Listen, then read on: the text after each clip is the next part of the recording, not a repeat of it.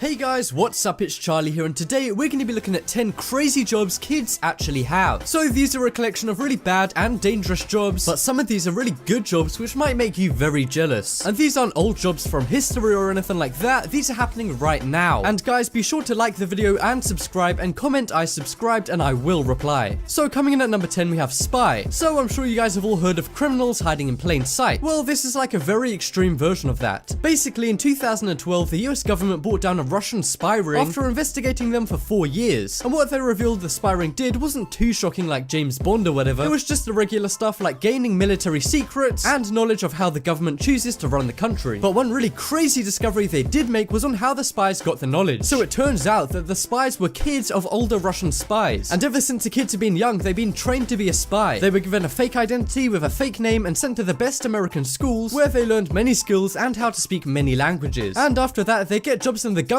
because of their great schooling, and because they'd started becoming spies when they were kids, they had a spotless background, unlike their parents. And these kids had a really tough time doing this because a lot of them were going through identity crises and depression because they had to lie and say they were somebody else for their whole life. And honestly, even though these kids were spies, I still feel bad for them because they didn't even get a say in it. So coming up next is bullfighter. So this one is gonna be controversial. So to some people, bullfighting is an art, but some people think it's cruel and hate it. And matadors who kill bulls in bullfights risk their lives every day. And because of that, they get paid a lot. In fact, sometimes up to $400,000 just for one bullfight. Damn, sign me up. I'm just kidding guys, don't get triggered. But yeah, bullfighting does involve a lot of knowledge about the bull's movements and how they're gonna respond to your actions. And this takes a while to learn because you have to know it. Otherwise, you could make a mistake. And when you make a mistake at work, it's probably annoying, but not the end of the world. But in bullfighting, a mistake means death. So you need to learn the skills in depth, meaning you have to start at a very young age. And most bullfighting schools accept students as young as 6 years old, but most kids don't graduate because they get injured and get put off. But if you do make it as a bullfighter, you can be paid handsomely, as long as you don't mind a lot of people being very pissed off at you. So next up we have CEO. So most jobs on this list are either very dangerous or very bad, but this is one of the good ones. So believe it or not, this 12-year-old kid here named Callum is a multi-millionaire. Why? Well, it's 2016, have a guess. He makes apps and he's been doing it since he was 9, but he's 12 now and he's made 2 apps which he sold to Google for $8.5 million.